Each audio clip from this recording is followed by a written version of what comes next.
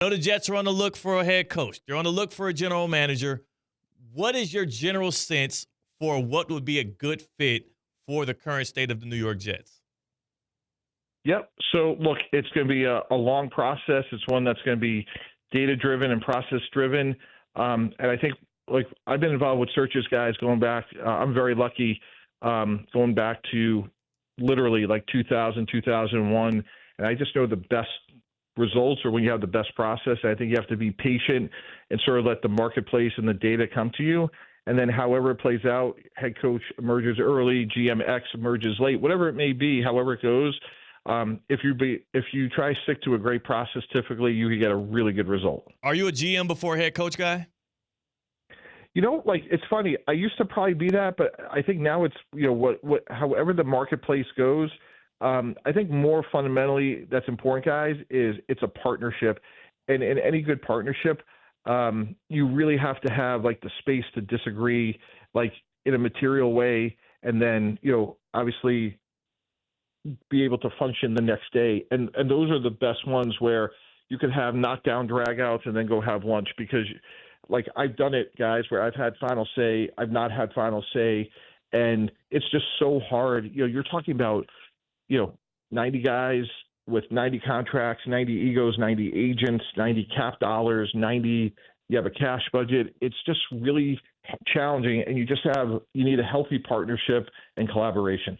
For yourself and the 33rd team, this is y'all's first time being involved in a coach and GM search on the NFL level. You've done it a lot on the collegiate level here. Obviously, y'all both have NFL experience here in the positions.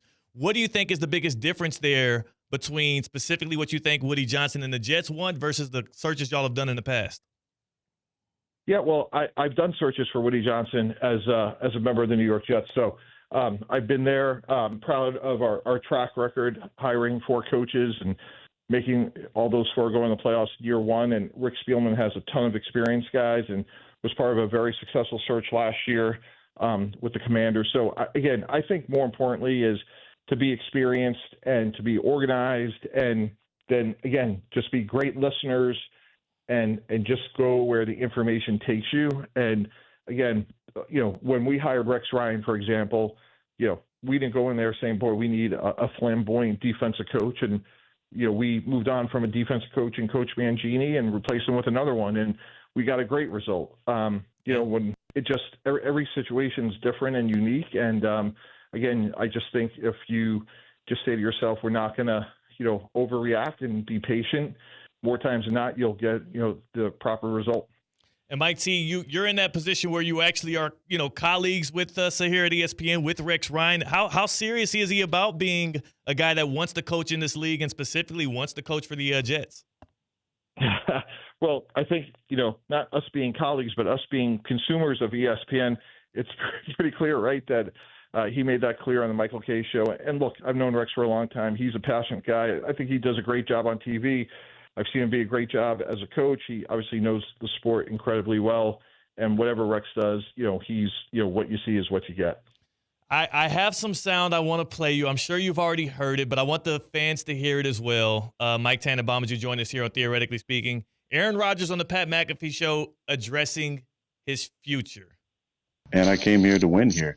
So I'm not jumping off ship, I definitely want to play and not in New York. I don't even know if I want to play yet, but New York would be my first option. How much is he going to weigh into the decision-making between coach and GM, and also just the fact of not knowing whether or not if he'll play next year in the National Football League? Yeah, I think all those things, there's a chronological sequence. What's interesting, guys, for me, I could go back literally to 2009. There's just some incredible similarities with Brett Favre. And, we went through the painstaking process of making a decision, moving on from Coach Mangini, which wasn't easy. We had won 9 games, went through an exhaustive search for the head coach. We finally got that done with Rex Ryan. And literally the next day, Brett Favre walked into my office and said, you know what, Mike, if I play again, I'm probably going to play one more year, and I don't want to play here. And I'm thinking, we got a new coach, and that makes sense. We released Brett, drafted Sanchez. We went to the championship game. like whoever the head coach and GM is will sit down with all the players, including the quarterback, at the appropriate time. But that's really, guys, like a long time from now. Like we're sitting here, it's not even Thanksgiving. Yeah. And free agency is the second week in March. So that is just chronologically a long time from now. How close are the Jets to naming their new GM/head coach? Well, I just said, like, we just started the process, and, you know, under the rules, like, you can't even talk to most guys and women until, you know, the season is over, which is what, you know, the first and second week in January. So, you know, like I said, the process has literally just begun. So it's going to take a long time. And again, under the rules, these things take a while. Mike T, I know every time you join us on Tuesday, it's always a great conversation. We're curious. We had a caller tip, and we just want to clear something up. And feel free to, you know, comment on this however you want.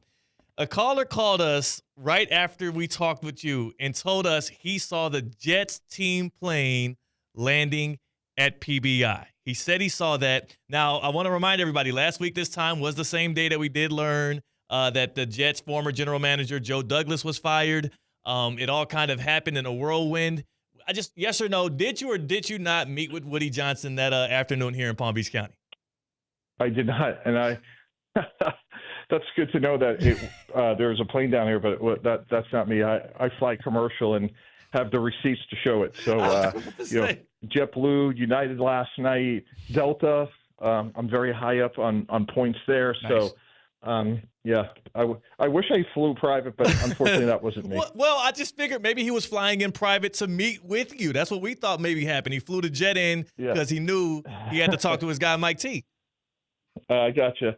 No, I'm also up in New York, as you'll see me from time to time on ESPN. So there's a lot of miles going back and forth between, you know, the beautiful Palm Beach County area down here and the Northeast as well. We'll take your word for it. We'll take your word. We just wanted to clarify because I got the receipts. Yeah. I got the receipts. You don't need to take my word. In fact, if Good Karma wants to reimburse me for some of them, you got a deal. Hey, I was about to say, hold on. Don't get me in any trouble now. Now they're going to charge a GKB on it.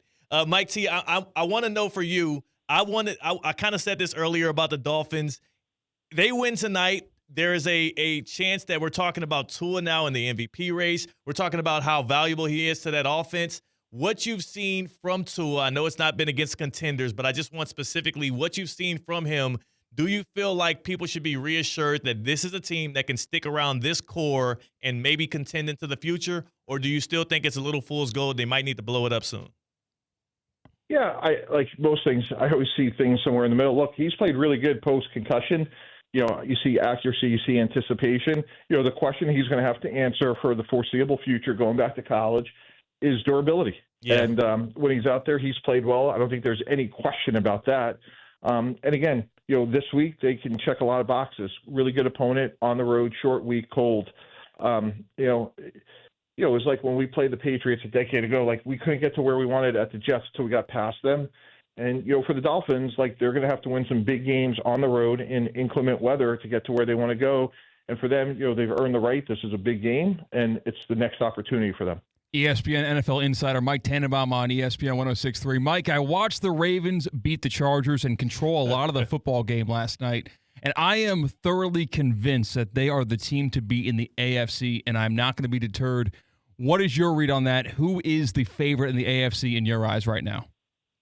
Yeah, it's Buffalo for me. You know, the thing about the Ravens, and they play better on defense, but until you have a defense that can get off the field consistently on third down, it's hard to win consistently.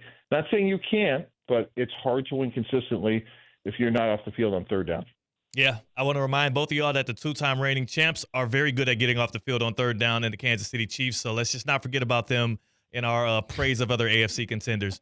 Mike T, I know you're a busy man. I know you gotta prep yourself for Thanksgiving as well to be the what was it again? The caloric intaker? What was it? Yes, exactly. Yeah. I'm the caloric intaker. The caloric intaker, Mike T, as he preps for a big Thursday. Just enjoy your week. Enjoy the coach and GM search with the Jets, and we'll chop it up with you next week here. Okay. Thanks so much, guys. Really appreciate it. Happy Thanksgiving to you. Happy Thanksgiving to you. That's our guy, Mike Tannenbaum, Mike T, who pulls up courtesy of Eisner Amper.